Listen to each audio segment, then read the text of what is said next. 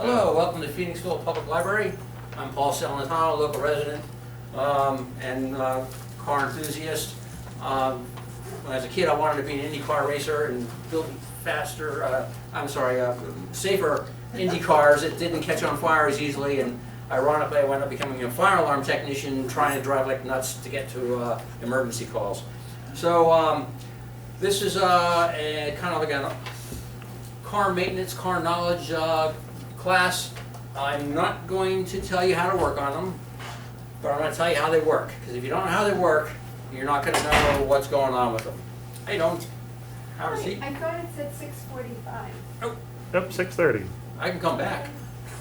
No, well then. That's right. Now we just started. We were shit-chatting for 5, but we figured. Excuse me for coming in Oh, late. I sit down, was seat. here early. Better late than never. So we're just breaking down what the course is all about. So like I said, I'm not telling you how to work on them, but how they work. I will not tell you how to take them apart, because I don't want to be liable for you losing fingers. I'm only illustrating how they typically work and how they typically don't work, and I'm going to give some advice about how to keep them working.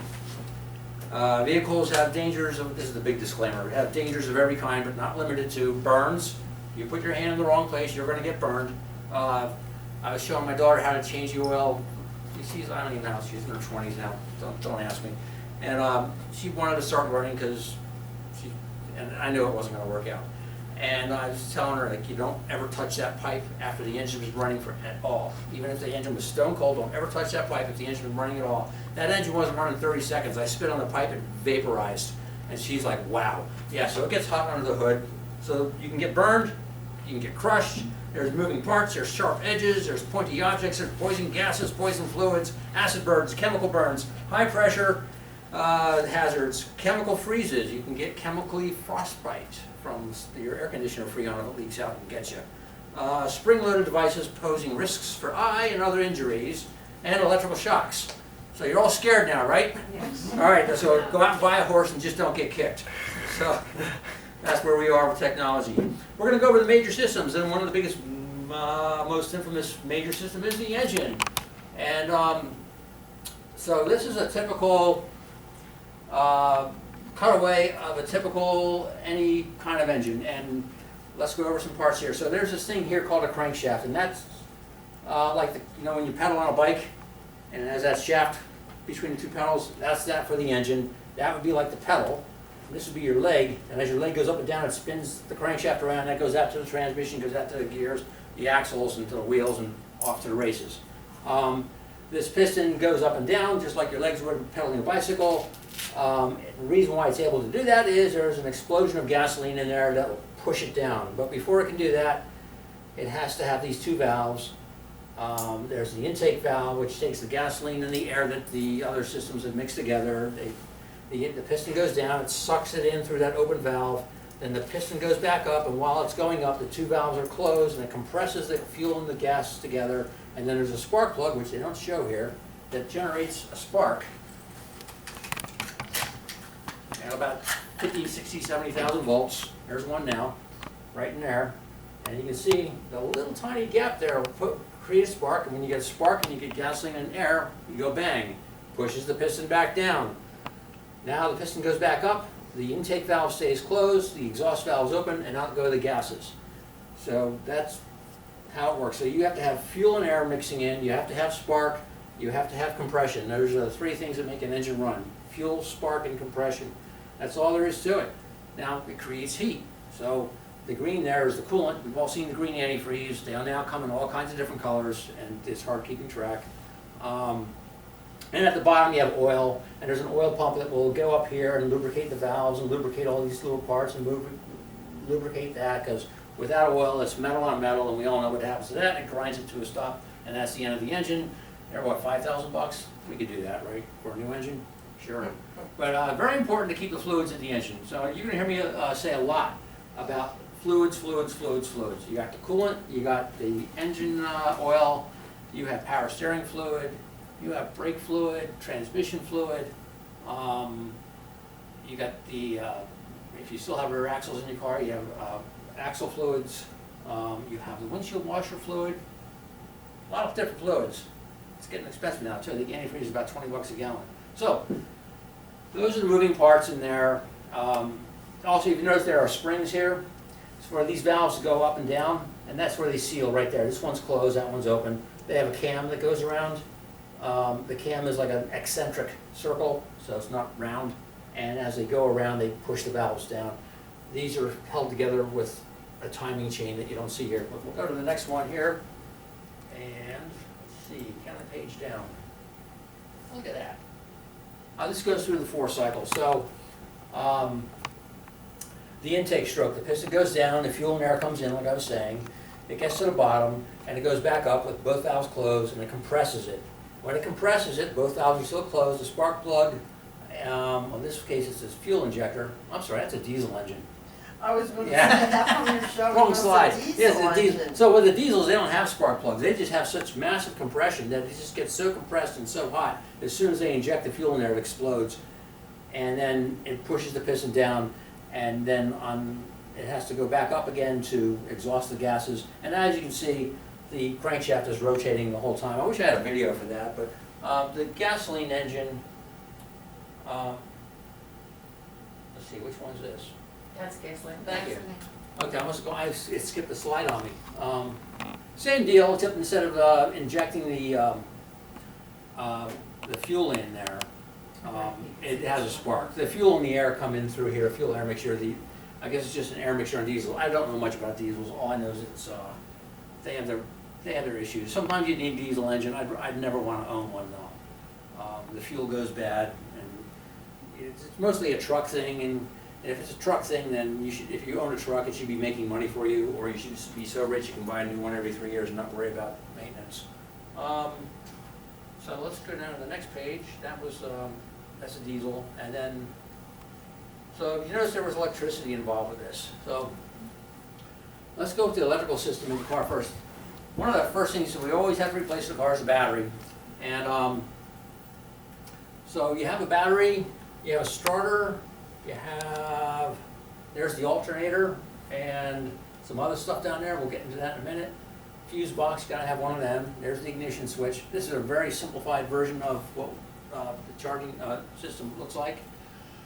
So we saw that the engine has to spin to make all those things happen, to produce power, to get the power to the wheels and all that. The engine's just sitting there still. How do you get it started? Well, when you turn the ignition on, it energizes all the electrical stuff, and then when you turn farther where it gets springy and you engage the starter engine, starter motor, the starter motor will engage the flywheel on the back of the engine and spin the engine around. So that gets it started. And as soon as it fires up, that's why you gotta let go, otherwise you're gonna spin that poor little starter silly. It's an electric motor, that starter is. What do you need for that? You need a big battery. And it takes, as you can imagine, if you have a lot of cylinders and all that compression, so what? Atmospheric pressure in this room is about 15 pounds per square inch. If you have a 10-to-1 ratio, compression ratio, it has to compress all that fuel and air mixture inside that cylinder to 150 pounds per square inch, which is a lot of work to be able to do.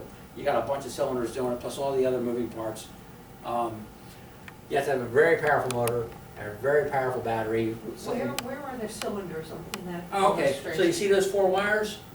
Inside of underneath each one of those wires is a cylinder. So this would be a 4-cylinder engine. In fact, let's go to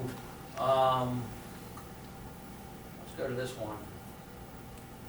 Where does that slide go? I must have blown right by it. I thought they had another slide in there. Pardon me about that. I just checked this. Here's a good shot. So see this here. Remember we had the 4 wires? Yes. And there's the 4 cylinders, and in one of there, the pistons are going up and down. The crankshaft is down here, see that wheel there?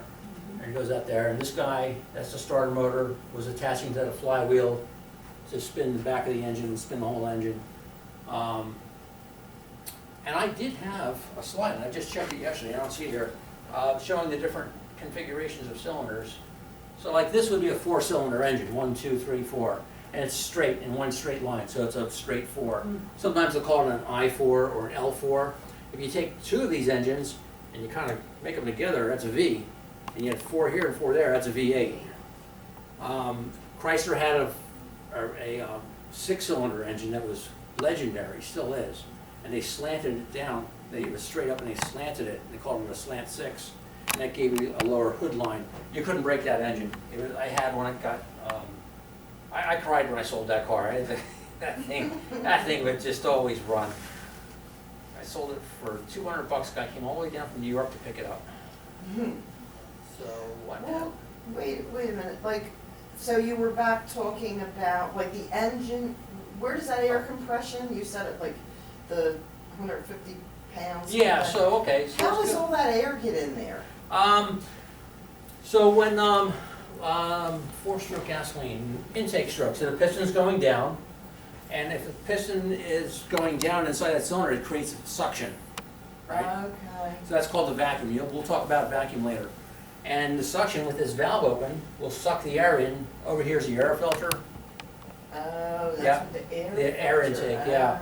okay. And it'll, and in the meantime, the fuel injectors were mixing fuel with it, and so you get that suction, this vacuum, it sucks it in there, gets to the bottom, both valves are now closed, now it can compress it because both valves are closed. Which you can see is a problem if the valves leak, if you get bad valves, like these guys.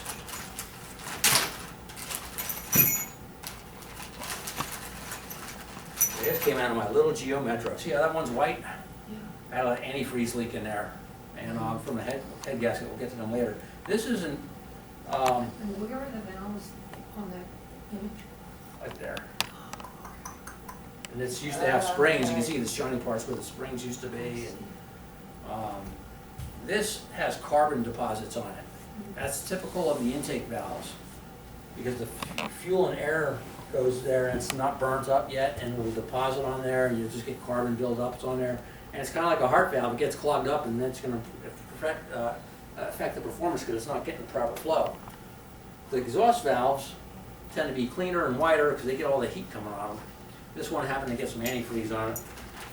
So the valves are part of the engine? Oh, yes. You talk about, like, I'm trying to split up in my head, like, there's the engine, the electrical system? Yeah, we're gonna get Okay. back to the electrical So the system here. valves So the valve, this is all the are- mechanical stuff. Okay. And, Paul, when you get, can you hit from current slide up there so it enlarges the picture like you had before?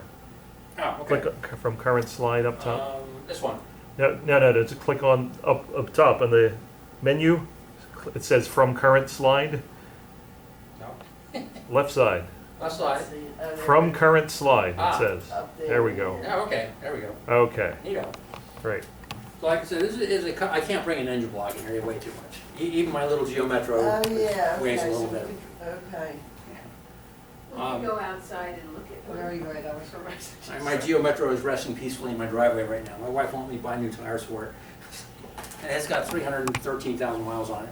Wow, what kind of car? It's a Geo Metro, one of the best cars ever built. It's incredibly reliable.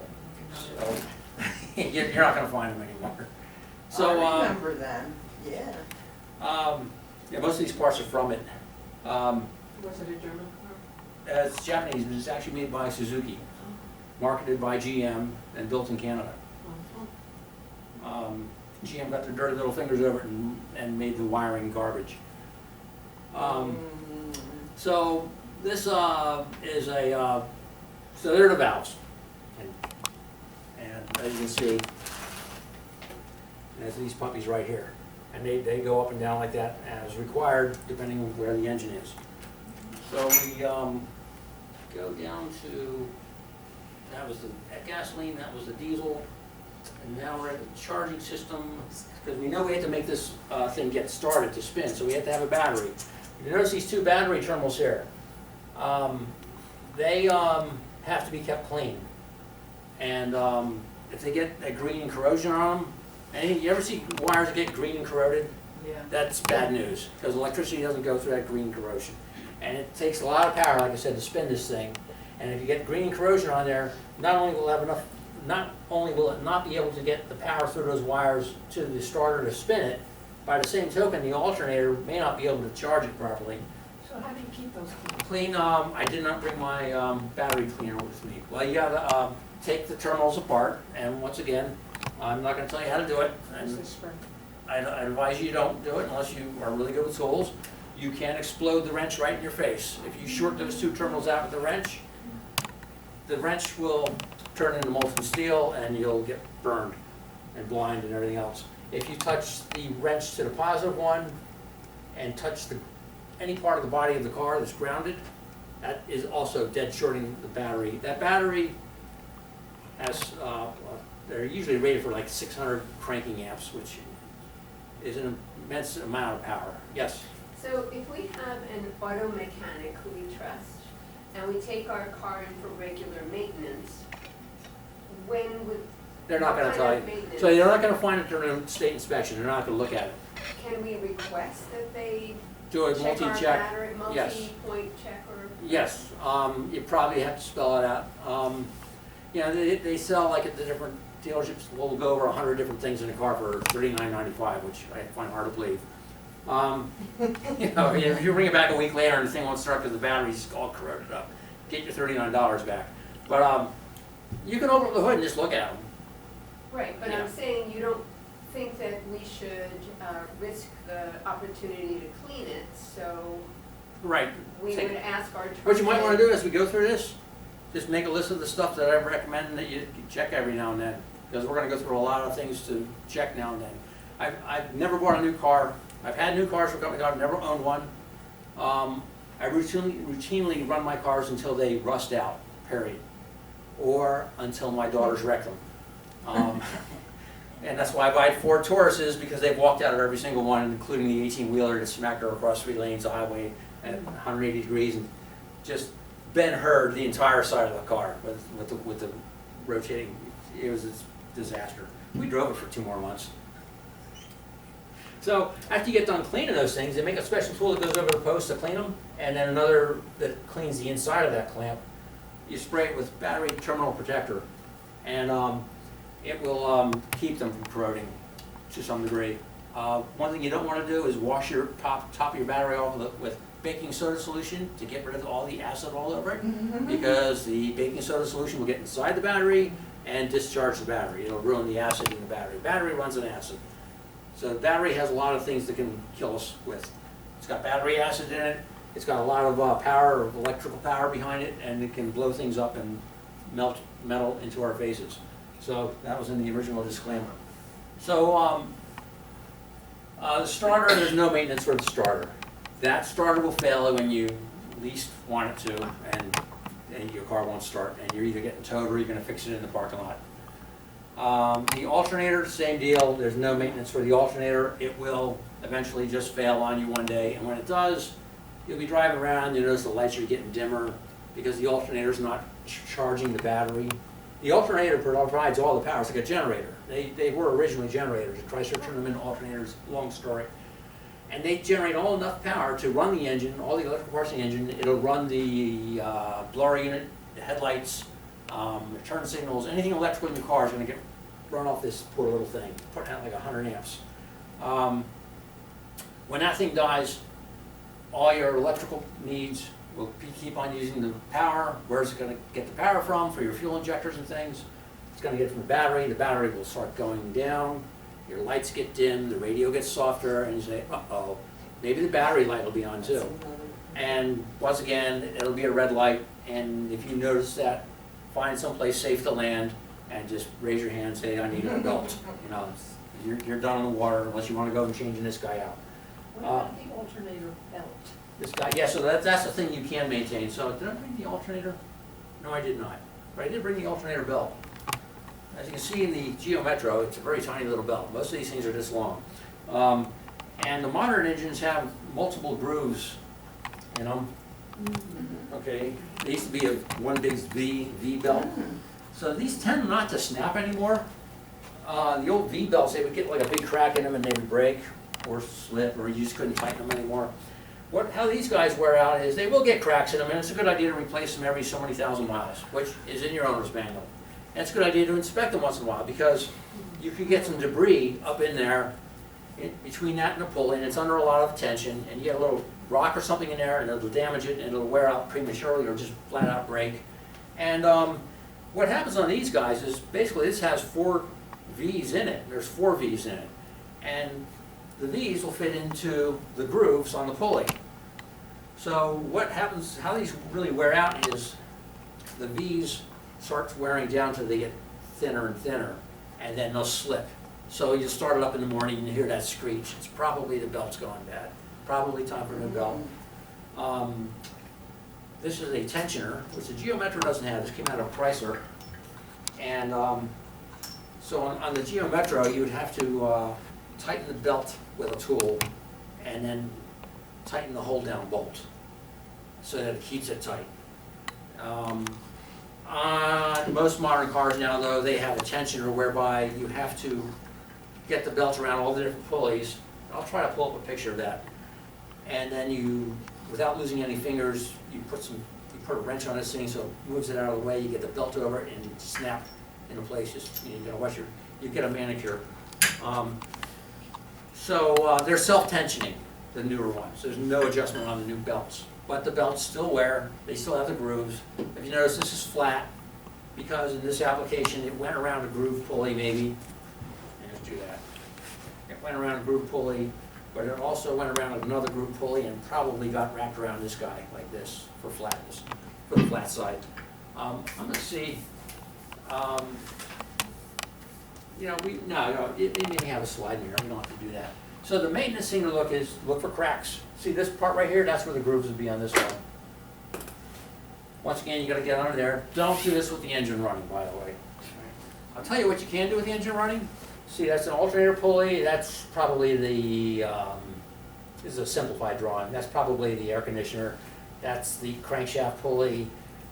The newer belts, they serpentine all around. There would be an air conditioner up there and a power steering and maybe an idler pulley and a tensioner pulley. So there'd be a whole bunch of pulleys in there and that belt's going to go serpentining around all of them. What you can look for while the engine's running without wearing loose clothing and having your hair hanging down in there is you can watch to see if the pulleys are wobbling because the pulleys will wear out. In this case, this isn't tight, but if it has a bearing in there. And if this was tight, it may wobble. And you'll see it. There's one down here. This guy down here, I wish I had one with me, has a rubber ring all the way around it. It's actually two pulleys, a pulley inside a pulley. And there's a rubber, just a rubber, a rubber insert in there. And they call them vibration dampers or harmonic balancers. And it keeps the engine vibration from, honestly, I don't understand it. But when that rubber rots out, the pulley on the shaft will be true, but the pulley on the outside of the rubber will start wobbling around. It'll wear out belts. And in this Chrysler, I had to, on the way to Brooklyn and back, get out in the snow and put the belt back on the pulley 3 times on that trip on a Long Island Expressway because there were some problems with the pulleys and it was dancing around. It was a typical problem with the engine. That was painful.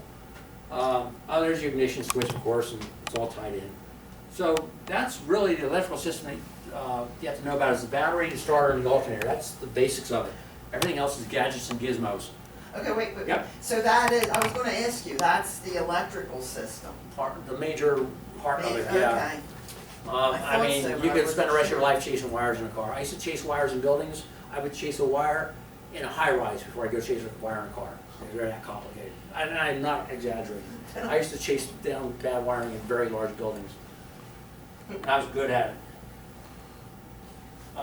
So what do we got here? The fuel system. So like we said, we'd have electric, compression, and spark, right? So the electrical covers the spark because those spark plugs are fed by the electrical. And we'll get to how that works later. That's in the ignition system. That's what this little guy does. Someone had a question? Okay. So the fuel system, like I said, we have to have compression, spark, and fuel. You need all 3 or you ain't running. So you got the fuel tank. Okay, that's good. You got where you fill it in, the filler pipe. And then the new cars have electric fuel pumps. I know that's scary, isn't it? You have an electric motor pumping fuel. They don't blow up. I don't know. Okay. We used to have mechanical ones, but they used to leak all the time too. So it goes down in the tank. And if you notice, it goes down in the top of the tank, which means when your fuel pump goes bad, they have to drop the tank out of the car. And that's like a $1,000 job. Some of the newer cars got smarter. They actually have an access hatch underneath the seat, which is kind of scary too. It reminds me of the old Ford Pinto days, no pun intended. Impala had an access hatch in the trunk. We never had to replace it, as noisy as that thing was, because it wound up blowing the head gasket eventually anyway. So what they do is they pump the fuel out,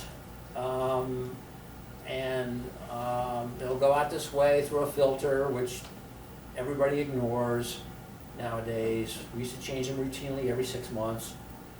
And it'll go to a thing called a fuel rail nowadays with the fuel injectors, which by the way are controlled electrically. And you'll have one fuel injector for each cylinder. There's a blow up of one. As you see, the fuel goes in this way, and it has a little electrical connection here. And when the computer tells it to fire some fuel in there because the piston's in just the right position, everything's timed, it'll spray the fuel in there and you're off to the races. You also have a thing called a throttle body. Let's just go with this. Let's just say, 'cause we're burning time here. Back in the old days, you had a carburetor on top of the engine. The fuel and the air just went in there, and it really worked like a toilet bowl. Is how it worked. It would get to a certain level and it would drip in. Then they came out with the fuel injectors, and they had a throttle body, and they just had one injector in there. Then they got smart and they said, well, let's put a fuel injector for each cylinder. And that's why your cars are getting ridiculously high gas mileage nowadays. We used to brag about getting 14 on the highway, you know, like in a '63 Dodge, you know.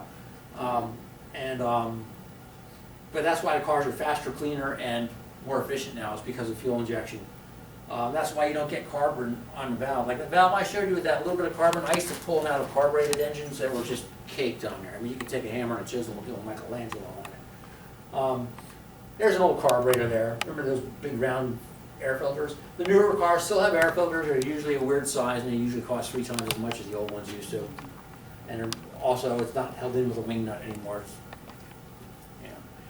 So that's the fuel system. It mixes the fuel and the air. So now we have fuel and air, we have electrical, we have compression, and the next step is, so okay, what can go bad here? Mostly the air filter. And they'll tell you, check it every so many thousand miles. If you tow or you do a lot of driving in the dust or even at the beach, check it more often. And they do clog up. I've seen them choke engines to death. And someone was about ready to get rid of the car, and we replaced the air filter, and they fell in love with it all over again. Can I ask you a question? Yep. How many different filters are there?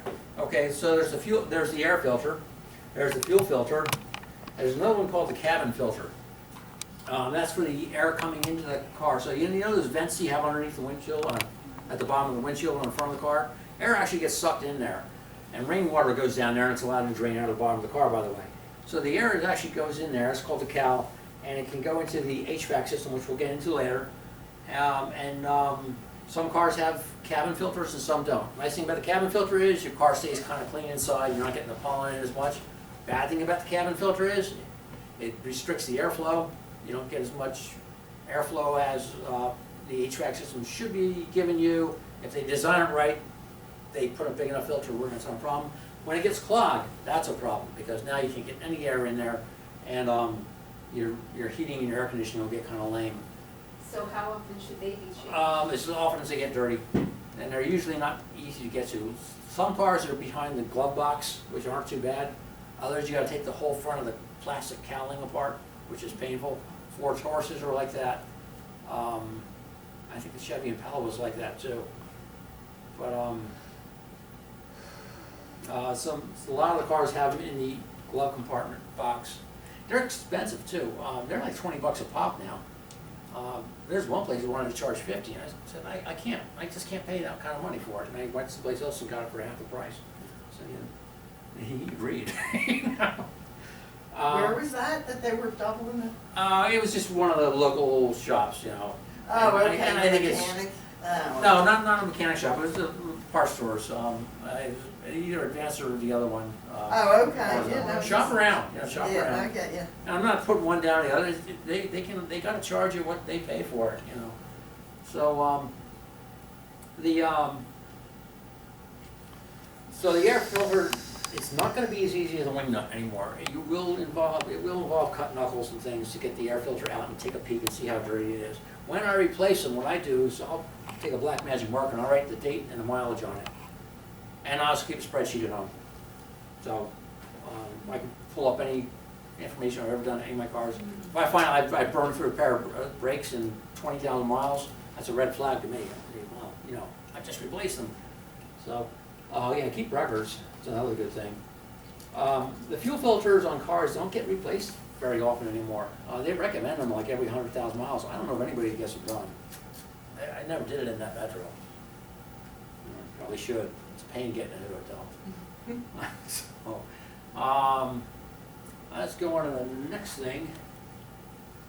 So now you get the ignition system. So how do those spark plugs get fired? This is a nice little Pontiac engine. This has a distributor cap in it. And what the distributor cap does is it has a thing that spins around in here. And it spins this guy around.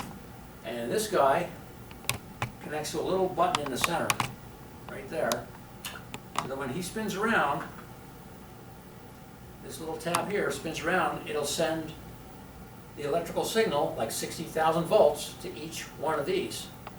So you have a high voltage wire going into this thing in the center, very high voltage.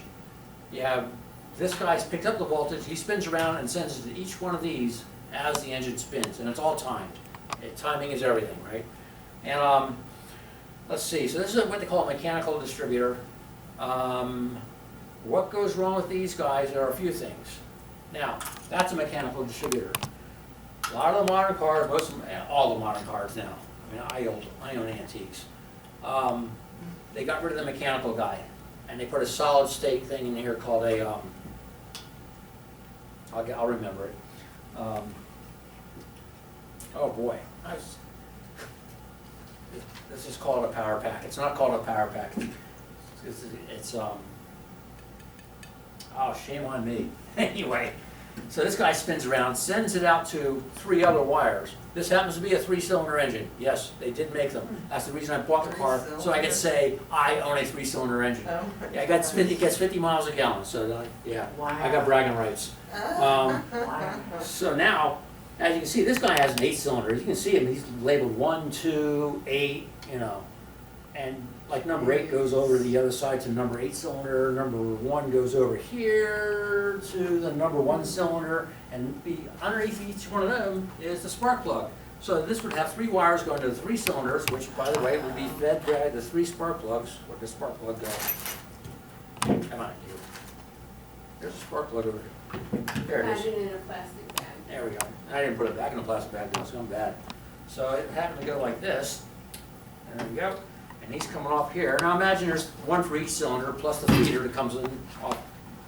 Coil packs, they're called coil packs. They replace this all with coil packs. Okay, so now, 60,000 volts. You can see that little tiny gap right there. Little tiny gap. That's about 45 thousandths of an inch. And the 60,000 volts will jump across that gap, even in the high compression environment of the compressed gases in there. And a little sparky, arky sparky with a gasoline, and bang, off to the races.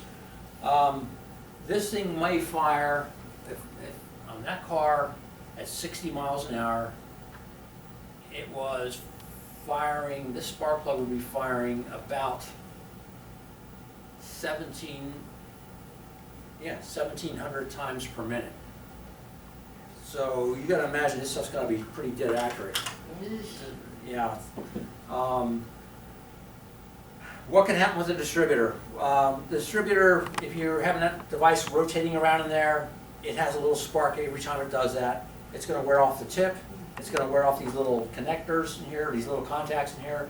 This spring-loaded carbon tip here, which feeds it, they wear out. Everything wears out, it's mechanical. They get burned up, it's mechanical. The coil packs kind of eliminate that, but what do coil packs do? They fail, they just outright fail, no reason at all. So you'll have like 2 or 3 cylinders that don't work. So the coil pack on like a Ford Taurus or a Chrysler Town & Country will be here, and they'll have the spark plug wires go to all the cylinders. What they've done, Toyota's done it, a few other people have done it, I think it's becoming an industry standard now, is they'll have a coil pack at each spark plug. So now you don't have this long wire. You just have a low voltage control wire, and the coil pack generates its own high voltage. It's magic. And you don't have these spark plug wires. So what's the advantage of that? Because back in the day, let me get this one apart. There we go. These spark plug wires have to carry, like I said, 60,000 volts. And what keeps the electricity from leaking out of them to the ground or even moisture in the air? the rubber insulation. And what happens with rubber insulation, it dries out, it gets cracked, very hot under an engine. And I would have to replace these every once in a while, and you could tell when they were leaking, the engine would be misfiring. And you ask yourself, well, it's misfiring. Is it the spark plug? Is it the cap? Is it the rotor? Is it a bad cylinder, a bad valve? Is it, you know, the fuel injector? Who knows? One way to find out is you open up the engine hood with the engine running late at night in the dark, and you can see little lightning bolts flying out of these wires. And you say, they're leaking, and that's why it's misfiring. In fact, you'd see a spark go out, and you'd hear the engine miss at the same time. The other way to check it is to wear leather gloves and get electrocuted, because that's what happens. And you would learn new Italian words if that happens to me. So it hurts, man. It's like a bee sting. It won't harm you, allegedly. Apparently, it doesn't have the amperage to kill you, but if you have a pacemaker, who knows? Yeah, you'll howl, man. My wife almost killed me one time. That's what we used to do in the old days was, you know, this would be in the engine, the spark plug, and you take the spark plug wire off of this guy, and you have someone turn the engine over for you and hold this up against the frame, which is very bad for the computers nowadays. And you say, the spark's jumping. Well, we know we got sparks, and that might be the carburetor. Well, that was all well and good back in the days before they had electronic ignition, and the voltage wasn't that high. So I had the wife cranking the van over one time, and I'm like, I'm screaming. Oh man, she thought she killed me. She thought my arm got eaten up by the engine. They ramped it up from like 20 or 30,000 volts up to 60,000 volts with the electronic ignition. Much harder to spark. That was painful. So what do you check for on one of these guys? If you have a misfire, yeah, you're going to have arky sparkies in the middle of the night. Distributor caps go bad. You're probably not going to see these things on cars anymore. And like every 30,000 miles, you just go in there and just shotgun it, replace the wires, the plugs, and everything else, the cap and the rotor. Nowadays, like I said, they don't even use these anymore. You're just going to have a coil pack failure. It'll probably throw an engine code. Your check engine light will come on, which, by the way, for about $175, you can buy one of these. Or they can go to AutoZone or Gas Auto 3. They'll plug in one of these and scan your engine, and it'll come up with a code. And yeah. I had another one I bought 20 years ago. It also cost $175 back when money was money. It didn't do 1/10 of what this one does. What's it called? It's a scanner. And you can get different levels. You can get different levels. Okay. I bought the middle of the road. I wasn't going to go crazy with the money. And after a while, it gets to the point where you're just better off farming it out. Paying a mechanic who knows what he's doing. What's the name of the maintenance? Like the maintenance for that? Is there a particular? So this is an ignition system. Like I said, there's not much to fix on them anymore until they break. There's nothing to really maintain on them, except the spark plugs. They'll recommend like every 100,000 miles to replace the spark plugs.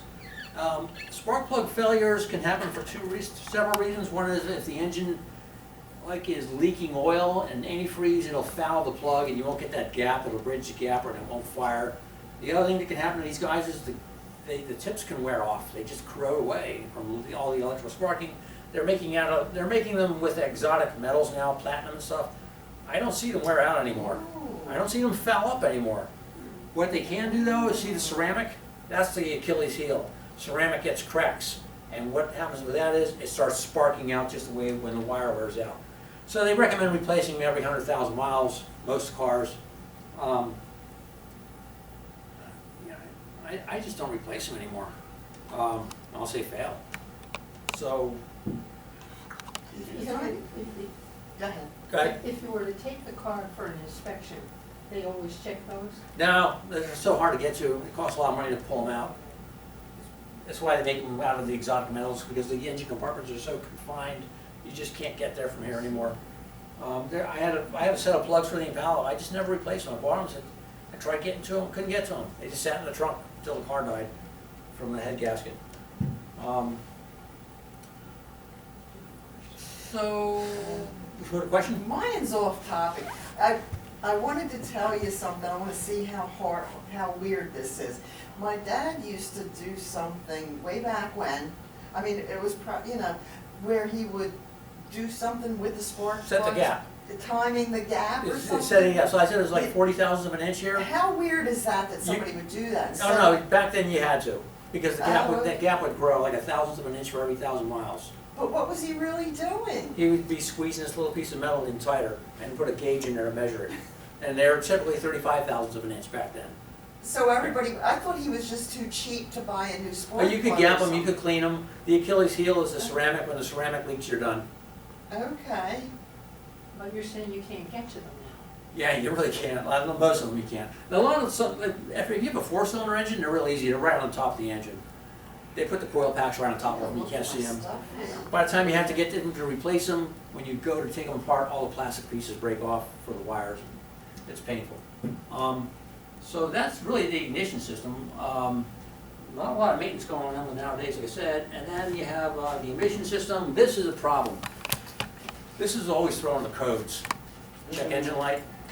And so they got the engines running real nice with the fuel injectors. They're really efficient, but then they got worried about the fumes coming off the gas tank. Cars used to stink. You ever go to a car show and they just, the good smell though. The old Ford, Yeah. It takes you back when you get behind some oil burner, right? Yeah. So they put all kinds of recirculation vapor tubes in them, and a thing called a vapor charcoal canister, and it will take the vapors and make them condense back in the fluids and put them back in the tank. It's a closed system, so you have purge control circuits. You have the PCV valve. That's been around a long time. We'll get to him in a minute.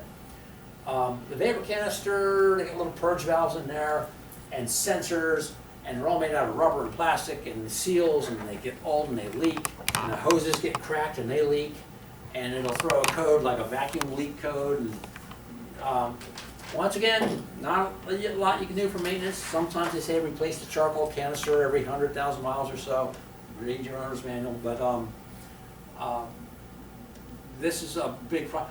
Check, make sure your gas cap's tight, okay?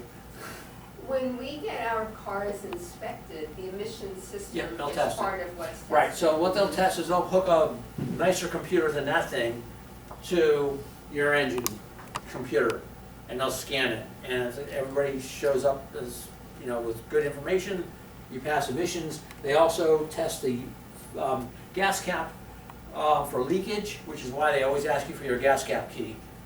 So they take the gas cap off, they put it on a pressure tester. If it holds the pressure or the vacuum, whatever they're testing for, if the seal's good, you're good. If this fails, generally speaking, before you even get to inspection, your check engine light's going to be on, because either you didn't tighten it up enough or the cap went bad. What's a gas cap key? Like you have a locking gas cap. They don't have them anymore? No, I just, Geometro has it. by the side of the No, so driver's side, there's a little thing. latch, that you yeah. Well, latch. they probably don't have a locking gas cap. So back in the day, back before we had the remote latches and you just had a little door on the side of the car, and Right. people were siphoning gas because it was $1 a gallon. That's 70-something cents a gallon. So yeah, so you had a gas. Let's pretend that's a gas cap, and you could snap it on. And of course, someone could take it off and put a siphon hose down there and risk choking to death on the gasoline. Which, by the way, once you get in your lungs, you will die of pneumonia. They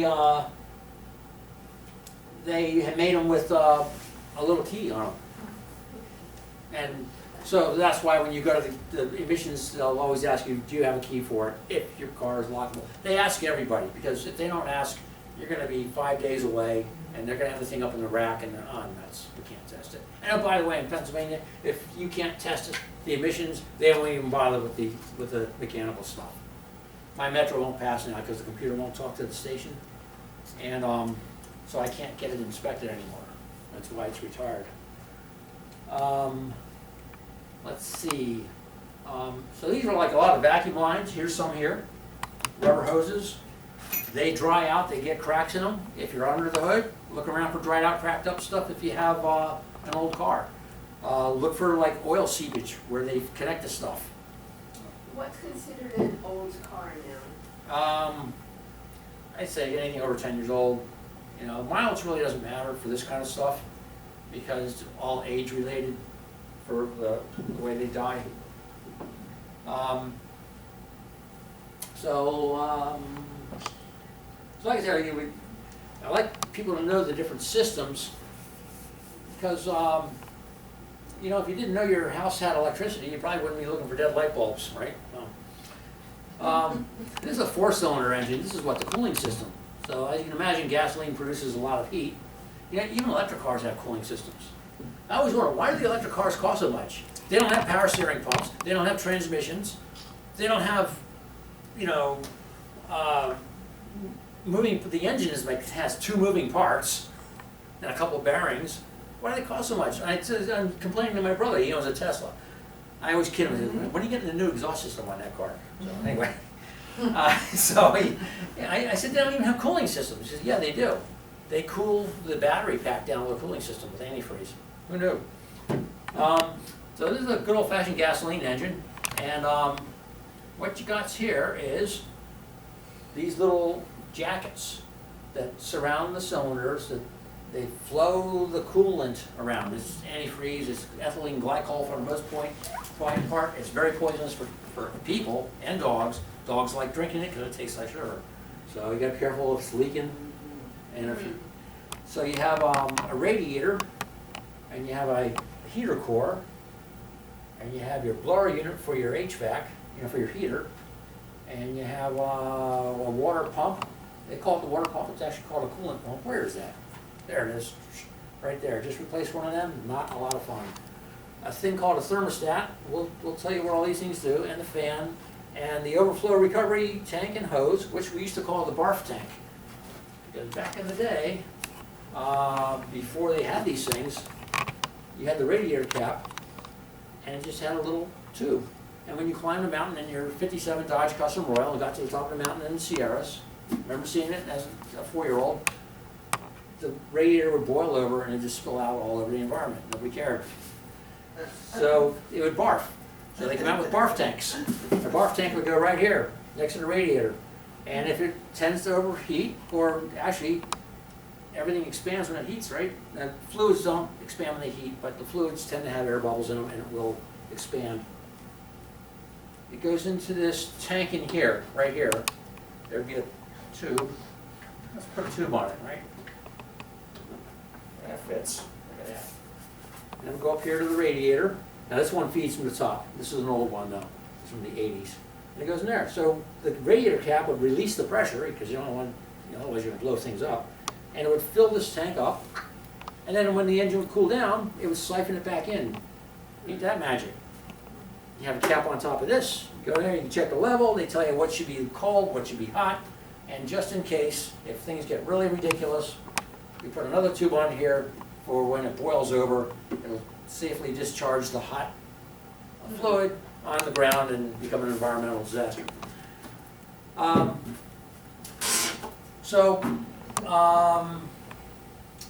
have to talk about here.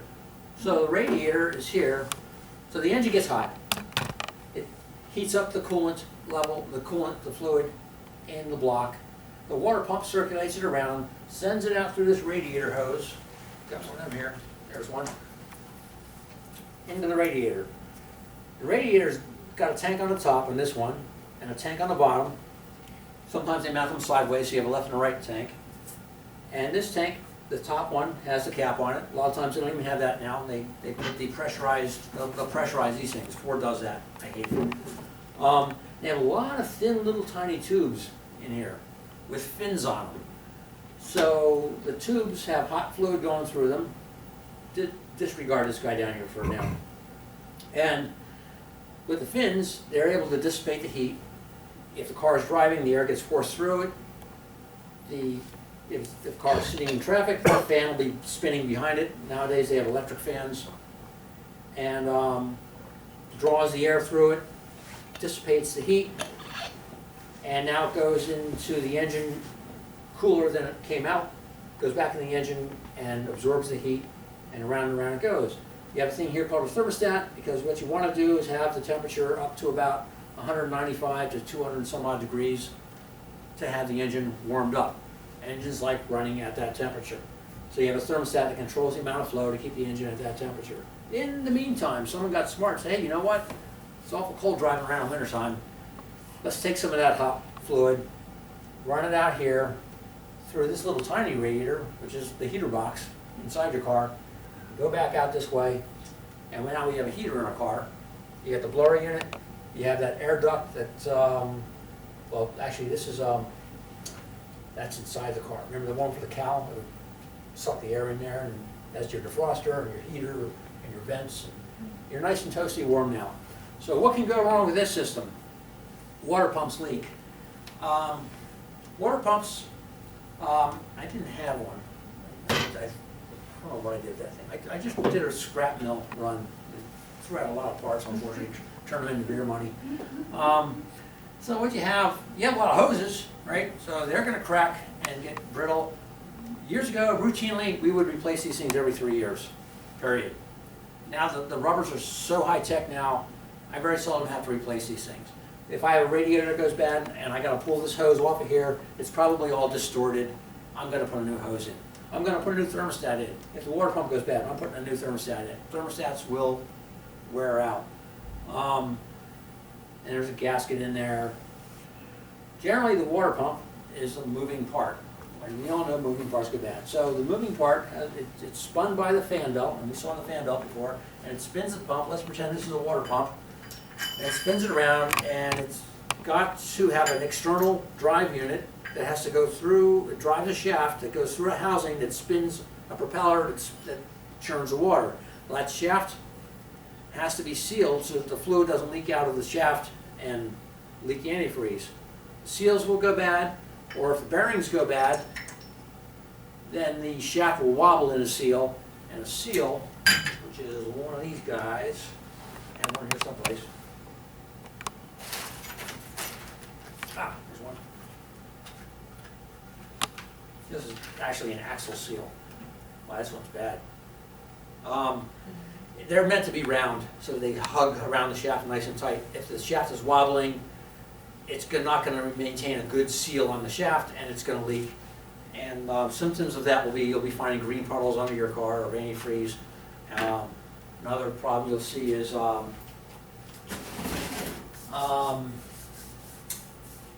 you'll start losing antifreeze. And like I told you about with that limo that was not heating. So if your antifreeze level goes down, as you can see, you're not going to have enough fluid flow to cool the engine off. You're not going to have enough fluid flow to give you heat. You'll get air pockets inside of the engine block. And by the way, there's a temperature gauge. There's a sensor here someplace. They don't show it, but there's usually, they stick a sensor in here and it tells the computer how hot the engine is so that it can adjust the fuel and everything. So if you see that T gauge going up, you know what's happening. It's not a good thing. And if you run this thing out of fluid and if you heat it up too much, the metal parts expand and the engine runs too hot. You'll cook your oil, you'll cook your engine. It's going to be a bad day. How Yes. many thousands of miles can we go for each fluid check? Change, go by the owner's manual, and probably a good idea to cut it in half. Because I'll tell you something about warranties, but in a second about that. You had a question? What is a cracked block? Oh, it's so okay. Well, by the way, see the freeze plug? Let's say you don't have the proper type of antifreeze in there. Maybe you cut it with too much water, and now the antifreeze will protect you down to what, 30 below nowadays, something like that. If you cut it with too much water, maybe it's only good for 15 above, and we get colder than that here. So what happens when ice forms inside the engine? It expands. It will crack the block, and then game over. They put freeze plugs in here. They will pop and save the block, but you can't get there from here on a lot of new engines. A lot of new engines don't even have them. I had one go bad. It rusted out on a Ford Taurus, and I mean they're $5 a piece. There was 3 of them, and it would have been $700 because you had to drop out the transmission to do it. Luckily, somebody T-boned that car for us. It became an insurance problem. But so okay, warranty. So here we go. How often should you change that? From 97 to 99, Toyota Camrys, don't buy them. They have piston rings in them that seize. And when the piston rings seize, they don't expand in these cylinder walls to seal it, to seal that compression. The reason why they would seize is, according to one theory, you typically change your oil, we haven't gotten oil yet, every 5,000 miles. Me, I do it every 3,000 miles. End of story. I have never had an oil-related repair in any engine I've ever owned. Toyota says, well, you can go 10,000 miles, and by the way, we're using a really thin oil, and the engines were cooking, and the rings were getting worn out, and then we have one. We had to buy a car, and I didn't want to buy it, but the rest of the family says, we got a 97 Toyota Camry. And it goes through a quart of oil every 500 miles. And I gotta watch that thing like a hawk. And because the piston rings are worn out. And what happens is, the engineers say, oh, change it every 5,000 miles. Management comes along and says, well, we only want this car to last as far as the warranty. How often do we need to change the oil to make it last as far as the warranty? The engineers say, well, if you change every 10,000 miles, it'll get you out of warranty, but it'll eventually just cut the life of the engine in half. And that's what Toyota did. And Toyota, everybody loves them. I'm not too keen on them, but you know, it has a huge reputation, and unfortunately, that put a ding in their reputation. It's a shame. It's just a dumb decision. So with the coolant changes, they say every 100,000 miles now.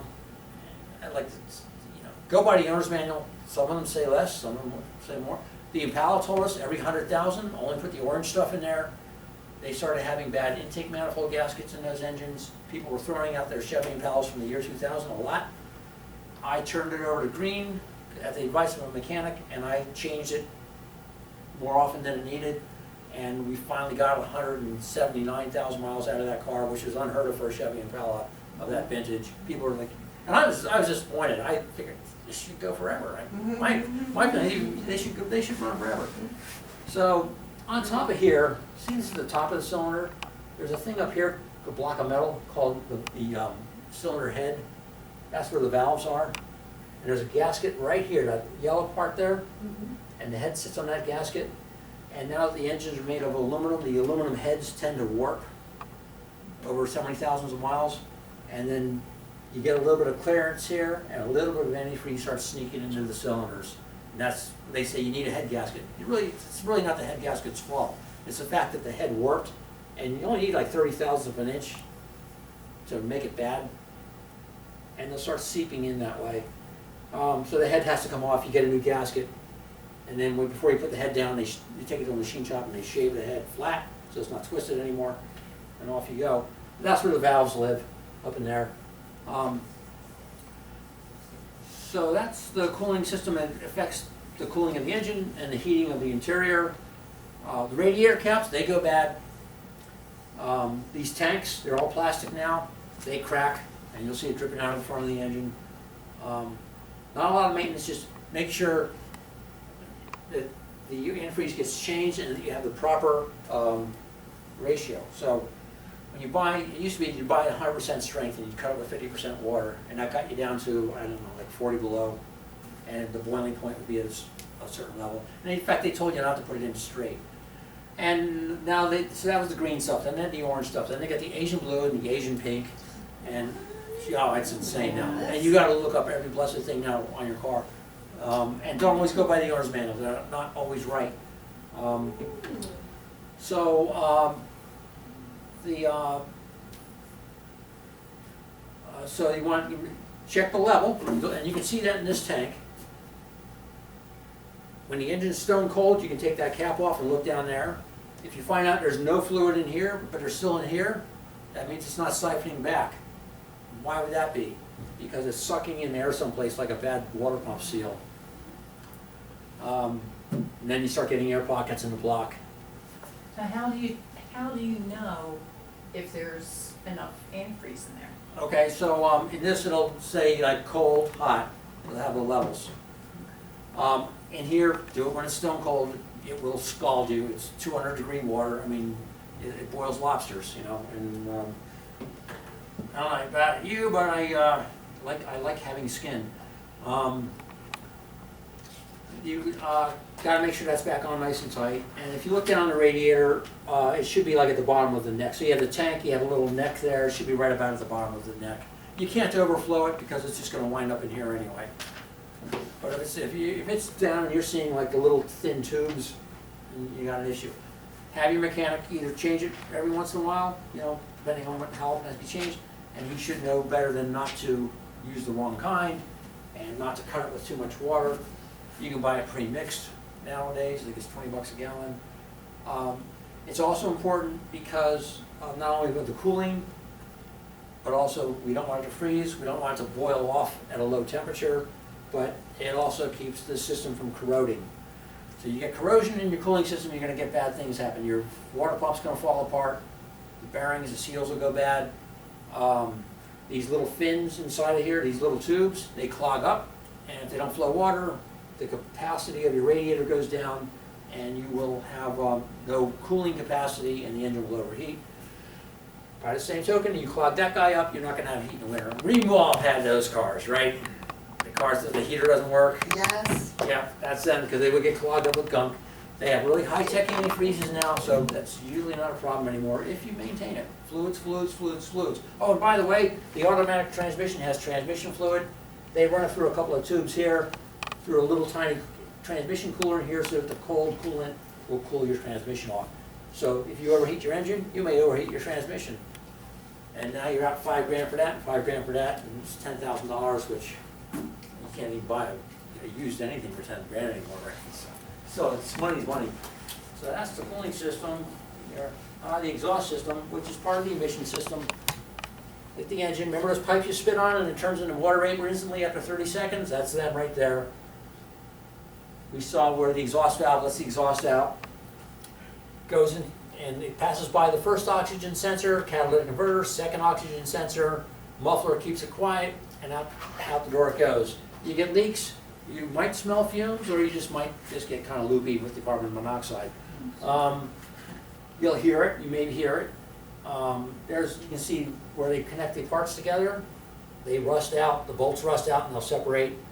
O2 sensors are notorious for going bad. Check engine light comes on. No maintenance here. Just replace it when it dies. What is a three-way catalytic converter? Or just a catalytic converter? You know, I don't know too much about them other than they cost a lot of money. I forget what that means. I had to look it up once. So you have, this one has, you have a 4-cylinder engine, 1, 2, 3, 4, you got 4 pipes. It's a straight engine. If you had a V6, you'd have maybe 3 on this side and 3 on the other side, very common nowadays to have a V6. And you would have 2 sets of headers, that's a header. You'd have a header for one bank and a header for the other bank. And then you would have 2 catalytic converters, one for bank 1, one for bank 2. And you'd have 2 sets of oxygen sensors. Bank 1, sensor 1, bank 1, sensor 2, and then bank 2, sensor 1, and bank 2, sensor 2. Then you have the computer that monitors these things. Gives you a code on this guy, and you look it up and it says, you know, P1725 or whatever, and you look that up on the internet and it says, oh, that's oxygen sensor number blah, blah, blah. He'll tell you which oxygen sensor it is, and then it's off, it's a guessing game at that point. Is it really the oxygen sensor? Is it the wire? Is it the computer? Is it a vacuum leak? When we talk about the vacuum leaks, the vacuum, that would be like in the emission systems, they have vacuum, all kinds of vacuum hoses in engines that do all kinds of weird things. You get a leak in one of them and it'll drive the computer nuts. And it'll throw out a code that may not even be anything. That's the thing about this computer codes, it's not necessarily what the problem is. It's just what it thinks it could be. So, once again, there's no maintenance, it's all stainless steel nowadays. Years ago, every 3 years, you'd replace it, like clockwork. Going to the next one is, oh, that's the wrong one. The other next one. The suspension drivetrain, and so you have here, front wheels, front wheel drive. I did not bring any struts in. I just replaced the struts on the Honda Civic, but before I knew I was teaching this course, I sold them for scrap metal. But it's a coil spring with a shock absorber in the center of it. What they'll tend to do, remember you used to jounce a car to see if it kept on bouncing and you knew the shocks were bad or not? They don't do that anymore. They're so stiff now, they're not going to ever jounce bad. If you feel like you went over a pothole and it feels like one of the wheels is bouncing up and down like a ping pong ball under a paddle, look around and see if you see oil bleeding out of these guys, out of the struts. They have seals in them, it's a piston and a seal and fluid in there. It's oil in there that has a piston that gets dragged through oil. It keeps the tire from bouncing, because tires bounce. And that's why you have shocks and nowadays they call them struts. So if the seal goes bad, the fluid leaks out, there's nothing to restrain the piston from going up and down, and it'll bounce like a ping pong ball stuck under a paddle. So are you saying if I open the hood, I can see those struts? Probably not. You probably have to turn one of the wheels, turn the wheel all the way over to the left or right, and look up under there, and then crawl under the car for the rear ones, because they have these things in the rear also. So that's one thing to look for. The strut, they have a dust boot on them. This is kind of like what they look like, only they're bigger. This is from something else. They always fail. Don't worry about it. What will cause them to flunk inspection is leaking fluid, because they're bad at that point. So that holds the top of this thing here called the steering knuckle. That's this guy here.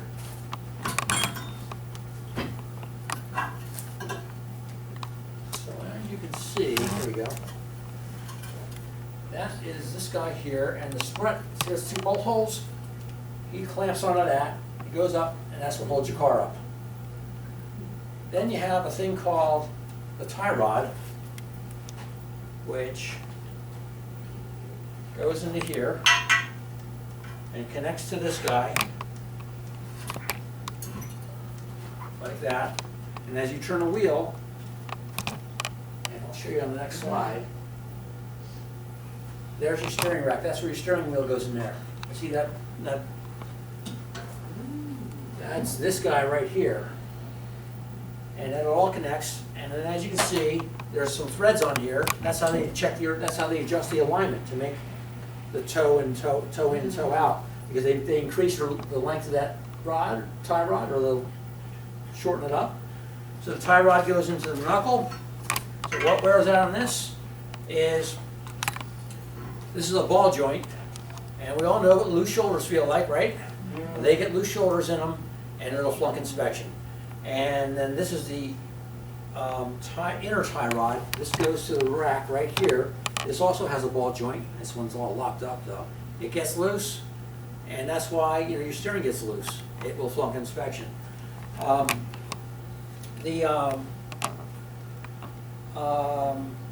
Some of them need lubrication. You can see this has a fitting on it. Most of the ones now are lubricated for life, and they wear out. The boot goes bad, the grease falls out, and now it's metal on metal, and it wears out like a loose shoulder. In the meantime, you got this puppy. See, it says lower control arm bushings. That's this guy right here. I think this actually belongs on this side, but oh well, we'll pretend. And it goes like this, and then this guy fits on that. And once again, it's another ball joint. And that's a ball joint there. The reason why I use ball joints is because all this stuff has to be able to swivel and pivot. And this ball joint is tight. This one's still good. I salvaged it out of a car so that I can use it again. And they'll wear out, they'll get loose, and they'll flunk inspection. And the reason why this stuff flunks inspection is when it gets loose, your car starts handling you like crap. The ball joint could actually fail. It could pop out of there. And here's a scary thought. They had a recall on the PT Cruisers because aftermarket parts sold by some company, they just break. You know, not a big deal. Happened to my niece. I told her to sue them. She never did. Bring it up. So you use the word alignment. Yep. Is that the sway bar? I didn't bring one in. I had one too. So you don't need a sway bar. But I'll tell you why you need a sway bar. So all this stuff here, like, if that ball joint wears out, if this strut leaks, if that outer tie rod ball joint or no other ball joint there wears out, it gets all sloppy. It's kind of like how we walk now, and knees and hips and everything get all booted up. And then, so hold on a second, you were asking the sway bar, so now. Well, I was asking where, the word alignment isn't on that page. No, it's not. So in order to align it, so you have these two wheels and you want them to keep pointing pretty straight, right? So if you adjust that little thread there and adjust that little thread there, because every time they make these things, they're never the right size. They can't make them all the right size. Or if the frame bends a little bit, So if they, on this particular one, they can do the alignment by adjusting the lengths of the tie rods to make the wheels point out, the wheels point in, and the manufacturer says they want them to point in so much or point out so much. That's the toe in, that's the toe out. Then there's a thing called camber and caster, which is pretty much not an issue anymore. Back in the old days, they would have so this is that bottom piece. And And if the wheel was like, you know, like rotating like this, if you have the wheels tilt in toward the top or tilt, that's called that's the camber. And then the caster was how much this knuckle would, let's see, there's the strut, we'll go up to the top. How much this would lean toward the front of the car or lean toward the back of the car. And that all affects how the car steers and how, like, when you let go of the wheel, it straightens out itself. If you got the caster incorrect, it won't do that. It's called steering recovery. So when you start pulling to one side or the other, it could be the camber, it could be the caster, it could be a bad tire. Man, it's got leak.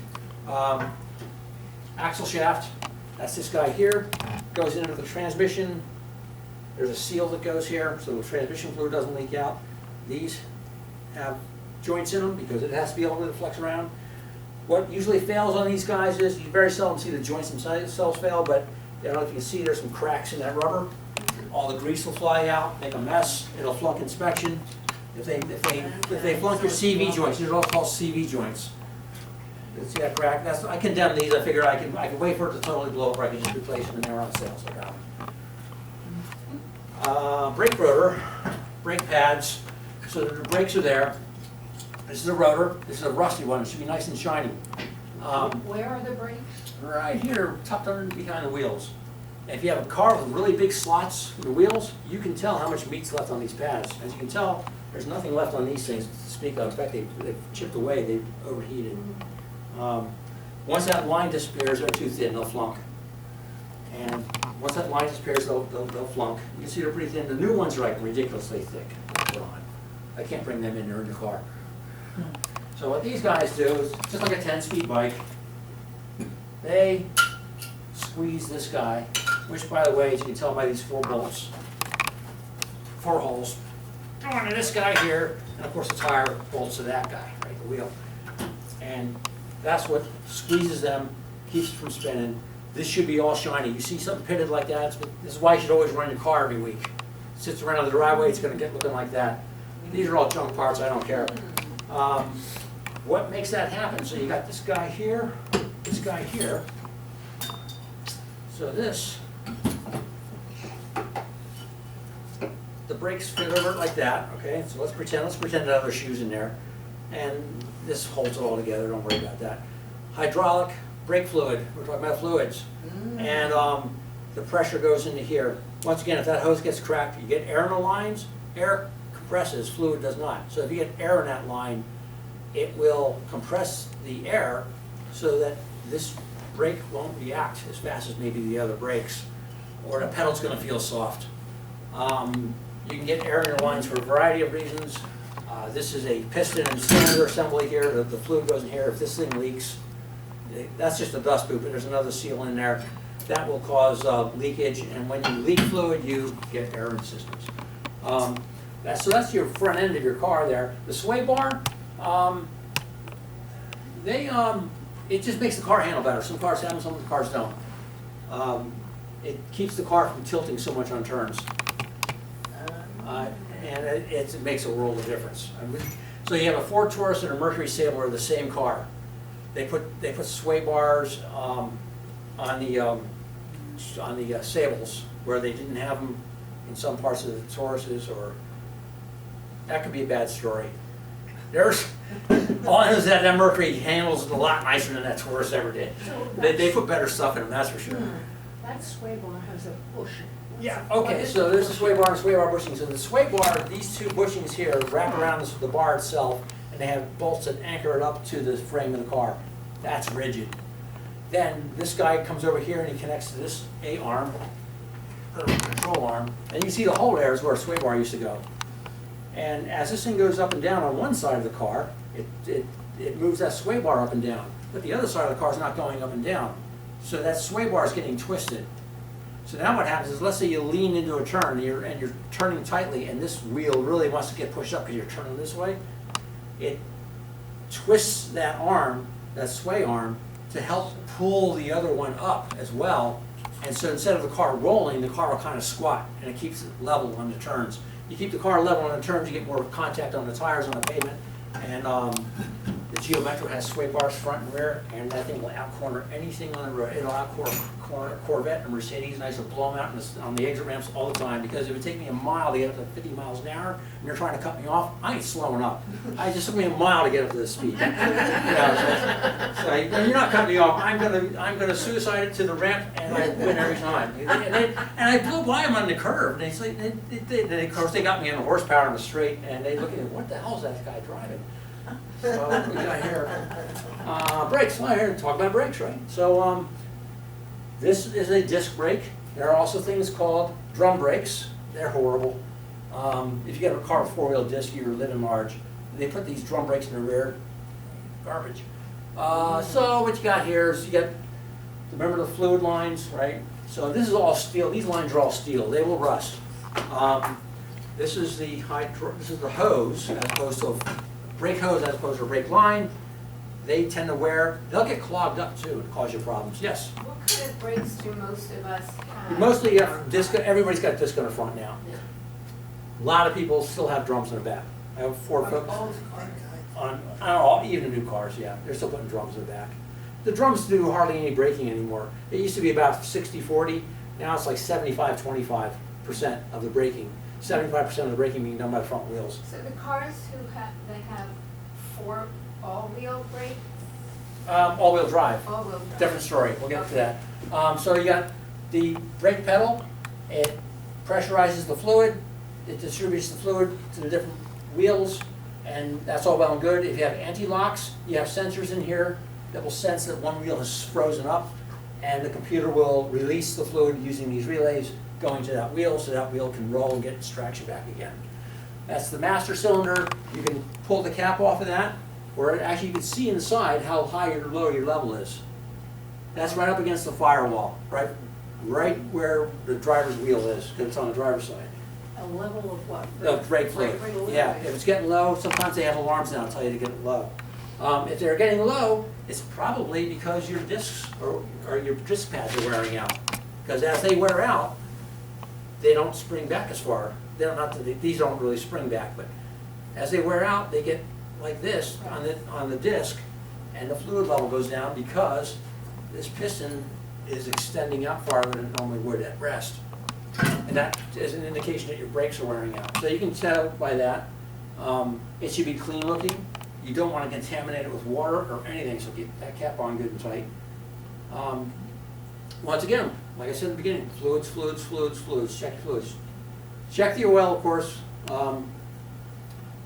You all know how to do that, right? It's a dipstick, pull it out, make sure the car's level, make sure the engine's been off, wipe it a few times, because what I find happens when you pull the dipstick out of the tube, let's pretend, Brings up. the tube has stuff in it. Yeah. And you're just bringing up slop, and it's really hard to read, especially with the modern oils. They're a lot thinner than they used to be, and it's really, I wipe them off like a dozen times before I'm satisfied. It drives me nuts. What can go wrong with brakes? One grabs more than the other, it's going to pull. Oh yeah, so here's the one. Here's what you don't want to do. You don't want to wear these things out so much, because there's some meat left on that thing, right? But this thing with the ears, that's metal. You don't want to wear them out so much that all the padding is gone and now it's metal on metal. You'll ruin these. These are expensive. They're going for $100 a pop now. It's insane. What's the big round thing called? This is called the rotor. Okay. Also a disc. They call them, it's why they call them disc brakes, but Thank you for it's called the asking. rotor. By the way, these are hose clamps. They clamp hoses.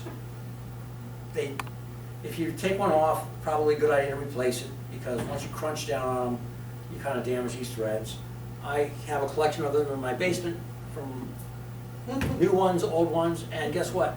About a year ago, there was a shortage of these things. Oh my Yeah, I couldn't God. believe that. And I had to fix my dishwasher, so. That's about it for there. How did we go through this so fast last time? Steering, we've kind of covered this already. There's that steering rack, there's the tie rods, they go to the knuckles. This guy going to the knuckle via the tie rod end. We always hear about rack and pinion Yep, okay. steering. This is called rack and pinion because we no longer use recirculating ball. Remember back in the old days, you used like, sailing, you know. Yeah. Okay, so, this is rack and pinion. It's the way steering should have been done the first time.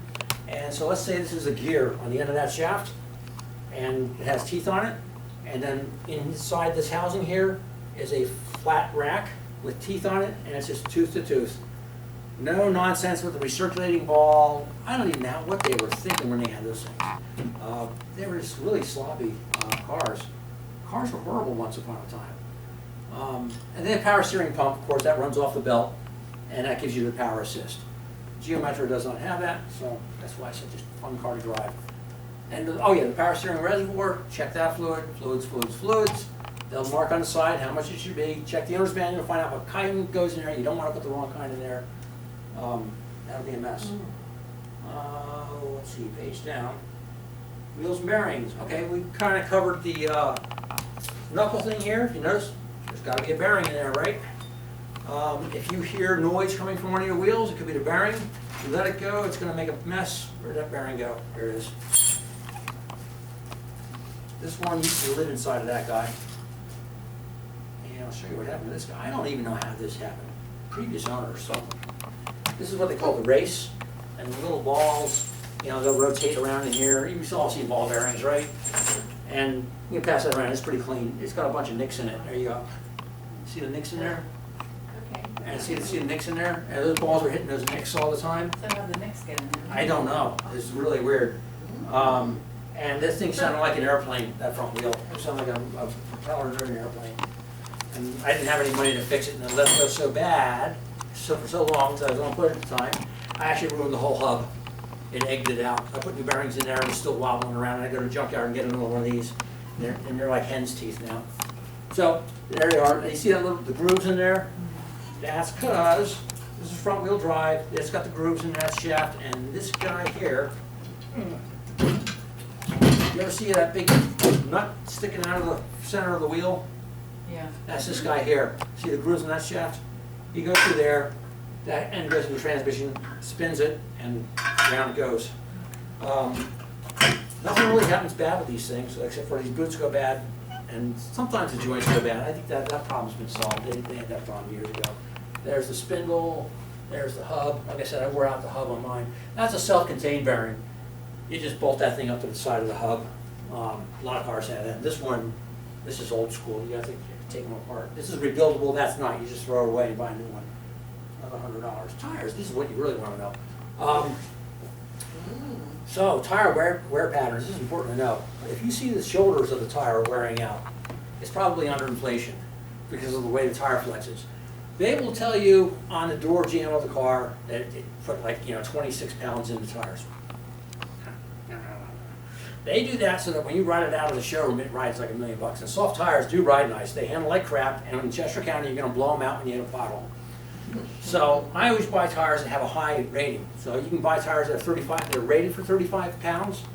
I usually want to get 44, sometimes 51s. This is all opinion. Check, your pressures may vary. I tend to overinflate my tires compared to what the door jamb tells you. Because if I don't, I'm going to wear them out like that every time. The Toyota Camry is not like that. That's the only car I've ever had that is getting this problem where it's overinflated. But I think they're just crappy tires. My Uniroyal tire paws. I get paid to say that. So, if you're wearing out one side, like remember we talked about the alignment of the camber? That's a camber issue because that tire is leaning too much this way. Or it could be a toe out issue, which is usually causing feathering. I don't have tires to bring here to show you. Another thing you check on your tires is dry rotting. This tire is probably the most important thing. Keep them inflated, keep them evenly inflated, keep an eye on them. If one's leaking down faster than the others, it's probably got a nail in it. Right before a trip, check them. Always. And I found it, and you're going to find a nail in it, and you're going to delay your trip by half a day. But better here than in India, as they used to say. You can patch them if you want. You can buy the kits. I plug them all the time. watch out for this kind of stuff. This is the stuff that kills tires. So this is like, that's dry rot there. That rubber ages. If you don't drive the car, the tires are gonna wear out because they rot. They just do. That's really bad. That can also be caused by underinflation. Because if it's underinflated and you're wearing out the shoulders, the sidewalls are flexing a lot, which heats the tire up, by the way. And then you get the sidewall damage from that. And that's another thing. If you're going on a trip and when you're on vacation, you got everything in the world in the car. It's got a lot of weight in it. Max those tires out as much as you dare. Because if not, they're going to be bulging and they're going to flex and they're going to overheat and they will unravel. And when they unravel, it goes off like a hand grenade. And we had one blow up on a Ford Taurus. We've had like 5 Tauruses, and it took the side of the car apart. Is that when you're on the highway and you see like from trucks, Yep. all that? Yeah, that's the usually a come different. off, yeah. It's Right. usually I the always tread wonder what that delaminates on them is. because they put new treads on those things. And sometimes they get recalls, but they're not in time. I know I had $800 of damage done to a car. We literally ran over the tire tread. And it banged up everything underneath. We bumper them off. A brand new car, the company car. And, We see that on the highway. oh all yeah, the time. yeah. And passenger car tires generally don't fly apart, but that one did on us. And I got that phone call from my son. And how long should tires last, either by year I think or it's by like, mileage? I think it's 4 years, then you gotta start worrying about the rot. And it depends on the company too. You know, I'm not trying to put Michelin down, but I finally had enough money to buy myself a set of Michelins like I wanted to ever since I was a kid. Very disappointed, they dry rotted way too soon. Did not like them. What you find is the best? Uniroyal, Uniroyal Tiger Paws, Uniroyal. if you can find them. So, this one here, there's a Michelin, that's got an onion in it. That's got a bulge. There's another one, broken belts. And look for that. And look on the inside too, just don't look on the outside. That tire is ready to explode. That could happen from hitting a pothole. You can see some damage on the hubcap there. They probably kissed something. My daughters do that for me all the time. The tires are probably the most important thing related to eat. That's the low-hanging fruit to check too. Electrical, I don't know if you can get this far involved. As I told you earlier, I'd rather chase it down in a building than a car. Your air conditioner, it's just like an air conditioner at home. It's got a compressor. It has the condenser that blows the hot air out, goes through, and that's the blower unit inside the car. Very dangerous, high pressure. You can get, it'll give you frostbite. If it comes out of the pipe, it'll give you frostbite. You don't want to be messing with it. Take it to a shop. You know, if it's not working, take it to a shop. The compressor has a clutch. Sometimes the clutches don't pull in because of various reasons. Sometimes they don't have a clutch. It's continuous run, and these have a little valve that regulates how much fluid, how much Freon flows through it. I don't even need to call it Freon anymore. I think they Okay. call it coolant. Refrigerant, yeah. Okay, so here's the fuel filters under the car. The air filter is in the engine compartment. I don't know why that resolution is so bad. We talked about where the spark plugs are. The cabin filter might be right there where it's very difficult to get to, or it might be inside the glove box, which is, by the way, right behind that. The PCV valve, they don't go bad anymore either, because the engines run so clean, they don't get the carbon junk in them. PCV. That's positive crankcase ventilation. So gases build up in the crankcase, and if you didn't vent it, it would blow all the seals out. So they vent it through that. It used to just go back into the engine. Now with the emissions, it's probably a crazier set of vacuum hoses than it ever used to be. Change your oil often. We didn't touch on that. Check it. That's pretty basic. You get, you know, it's not how many miles are on it. It's not what the computer says, 80% or anything like that. Even with the synthetic oils, they're better oils than ever used to be, but they still get contaminated. So they can get moisture in them too over time. If you don't drive the car that much, get it done once a year. That's what they tell me. Even if it's a synthetic oil and it's a new car and you don't drive it that much, even though you've only driven it, 2,000 miles and you're allowed to go 5. If it's been a year, change it out because it gets contaminated. Oil's no good, you know, the oil's great, but the contaminations are bad. Body and frame, we're all from Pennsylvania, right? How long cars run until they rust out. There's nothing you can do about it. We had a Volare, had Rusty Jones on the sticker, and the frame separated on the turnpike and almost killed everybody. But Rusty Jones is out of business. They rust. If you don't want it to rust, live in California or keep it, just don't drive it. That's all you did. Is that the end of it? Yeah, I think it is. There we go. We're over, but I'm good if you're good. Questions? Because pretty much just went over the systems, told you all the horrible things that can happen, and maintenance is just fluids, and air and tires. Wiper blades. How to check if your wiper blades are bad. I'll tell you where they fail every time. Besides getting annoying and not working right, I couldn't find one. I had one in the basement that was in good condition. I should have brought it anyway. Wiper blade, let's pretend. On the tips, on the ends, you'll see it start to crack and the blade start peeling away. That's a telltale sign. That's what will flunk it. And then if you let them go, it's metal on glass, and it's a $500 windshield. Wire connectors, check them for corrosion. The air conditioner doesn't work, Daddy, so Daddy puts more Freon in it. It still didn't work, got it home. Daddy, the heater doesn't work 6 months later, right? It wasn't the Freon at all. This thing called a blend door operator. It blends the cold air and the hot air. It was stuck halfway in between. Where is it in the car? Oh, you'll never find it. I'm just trying to tell you, things are not always as they seem. This one was tucked up way under in a Ford Taurus.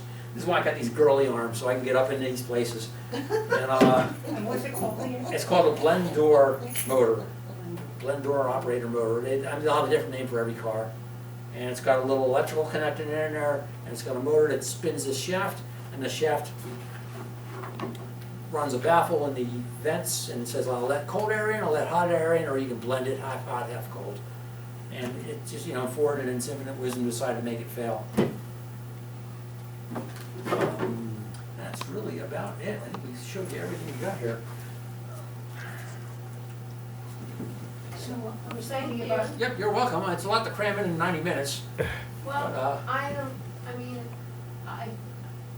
the other ladies, I just know, because we know the car that we're driving, so I'll know as soon as I hear something. Yeah. And I can say, there's something wrong over there, under there, like that. Well, Yeah, you never know if it's mission critical, too. And I said, no, you Yeah. have to look, Yeah. the sound is wrong.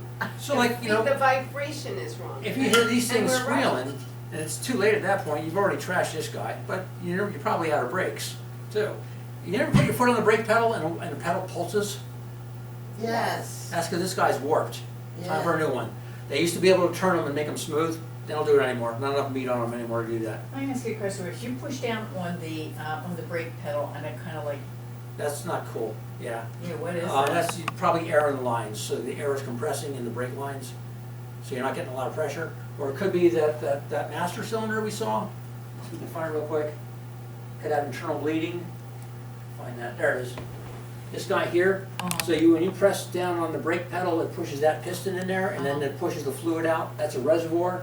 If that seal in there is leaking and it's getting like fluid bypassing through it, it's kind of like internal bleeding. You're probably never going to find it, but it's instead of pressuring out to the brakes, it's just kind of bleeding out and not developing the pressure. I've had a few of them go to the floor. It's not a good feeling. So the bottom line, if something doesn't feel right, It's- go to your yeah, get it trusted checked. mechanic. Get it checked, yeah. The trick is finding a good I mechanic. mean, you probably know your car better I than. actually found three. I'll give you a plug. Superior Collision and Auto Maintenance and Auto Service out behind the Burger King on Maury Road. There's two in On Chester what road? Springs and one in Pottstown that I know. Maury. Okay, Maury Road out behind the Burger King. He's a good guy. I've known him for years. Up 724, Hey. that way, or? Is that Phoenixville? Yeah, behind the Burger King. Right up there. The go-kart track is out that way. What's There's the name again? Superior Collision. Even, he doesn't do collision anymore. He got tired of fighting with the insurance companies. Any final questions? About Henry Ford. Final question? What about? I was thinking about Henry Ford. Did he have any electricity when he developed his It's car? so interesting. The car did have to develop spark. It may have been just a magneto. I don't honestly know about those old cars. It took 3 men and a boy to drive one. All the things the computer adjusts for you, and then before that it was electromechanically adjusted. you had to adjust by hand. You had to adjust the timing for the ignition by hand as you drove. It's nuts. It's very distracted driving. They didn't have cell phones. So, That was a really good question. I mean, look at the push motors. They don't have electric, but they develop spark, and it's done with a magneto system. It's a magnet that spins around, and just, as it goes by, it gives it a jolt, and through an ignition coil, and it gives it a spark, and they're sloppy, you can't adjust the timing on them, and they would never meet emission standards. So, which is good, because those things stink, but they're good enough for cutting the grass once a week. All right. I'm right. done, you guys done? Thank you so much, Paul. You're welcome. Thank you. All right. This was fabulous. I mean, I'm a visual type of person, I'm a so visual learner too. yeah, Oh, thank you so much. I'm glad I could Yes, break thank so many you. things on my Great. cars and bring them in here.